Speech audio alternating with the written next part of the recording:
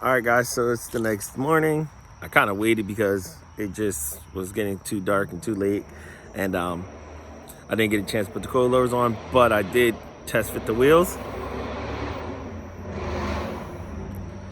Hey, Steve Martin, when you see this, ripping by my house. So now I won't show you guys the wheels just yet, but I'm going to show you the amount of. I'm going to show you the wheels just yet, but I'm going to show you the amount of poke that I have to, camber I have to compensate for.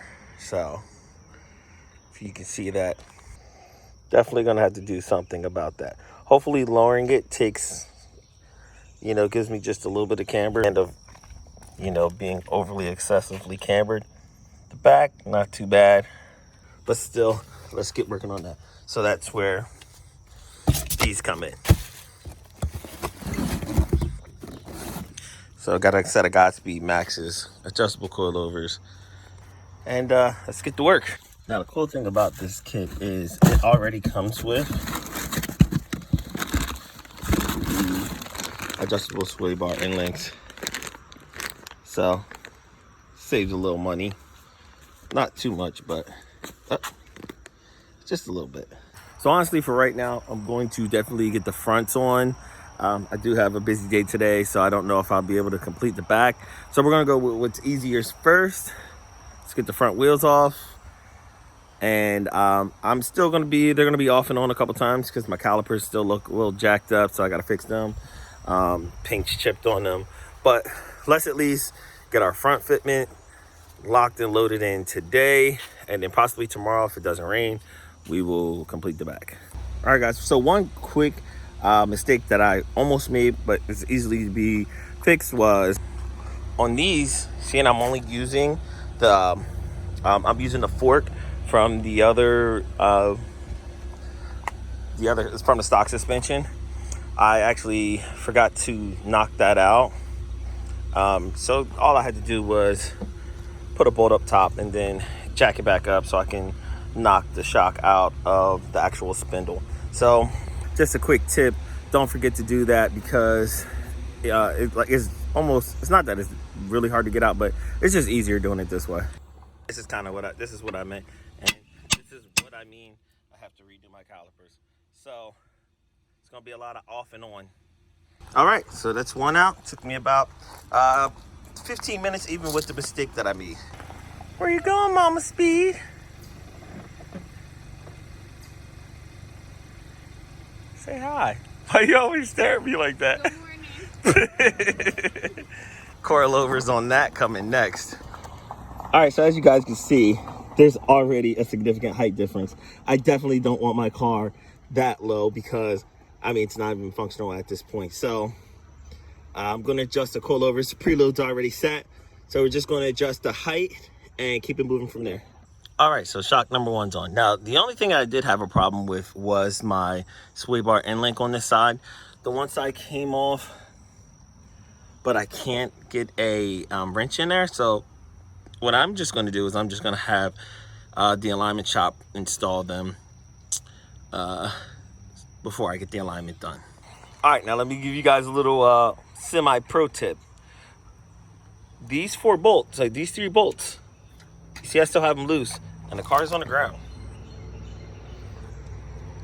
This is the best way to tighten these, because when you tighten them up in the air, you might not have that full shock pressure that you should have. So always let the car rest on the ground when you're tightening these 3 bolts. That's why sometimes you guys might hear you get a little clanging and chattering.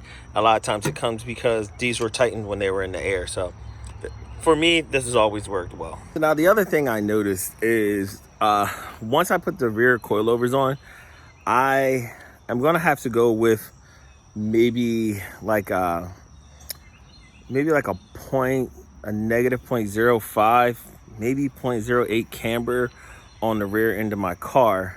And with the wheel specs that I picked out, I'm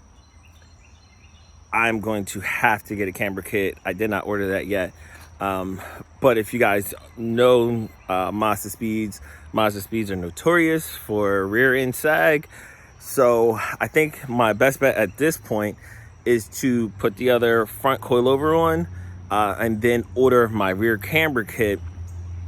So, and then I'll put my rear suspension on, because then that way I'm not tearing up my tires, and I can, you know, order the correct camber kit just to make everything easy.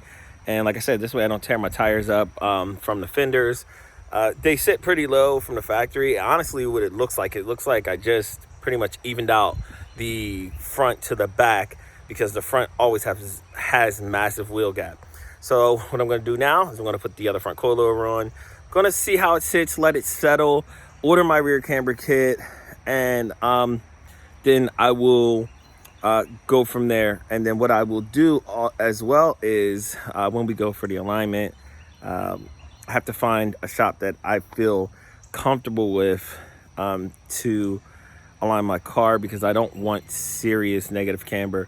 I also have to roll the fenders, like I said, and I have to come back and repaint my calipers, because they are just chipped up. So let me get the other side on, then I'll give you guys the reveal of the wheels and tires on the Mazda Speed.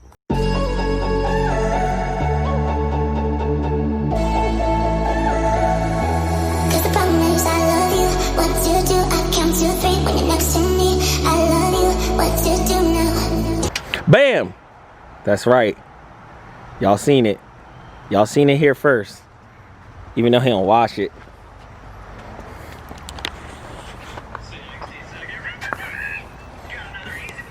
I'm just messing with y'all.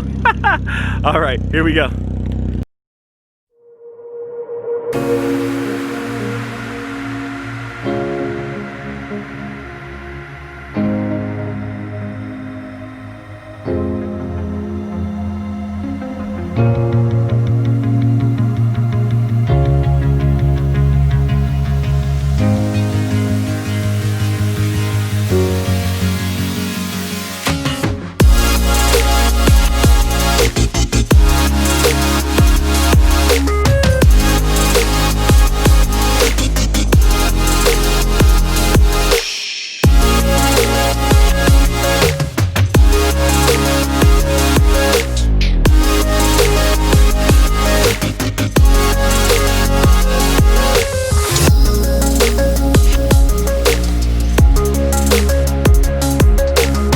All right, guys, there you have it. The Audhan DS07 for two reasons. One, I always like wide wheels. I like chunky tires. I am going to daily drive this car, so I don't want something, you know, on rubber bands. I went with Federals, the Super Steel 595s with a 245 40 18.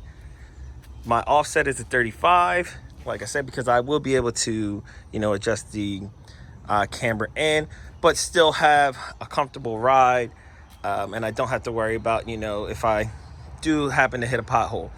So, all right, guys, we'll check you out later. Next episode, the saga continues with the blue STI, but where there was progress made. I promise that to you guys. So, make sure you guys like, comment, subscribe. You know, if you guys have any suggestions, anything you want to see, hit us up. We appreciate your love and support. Peace.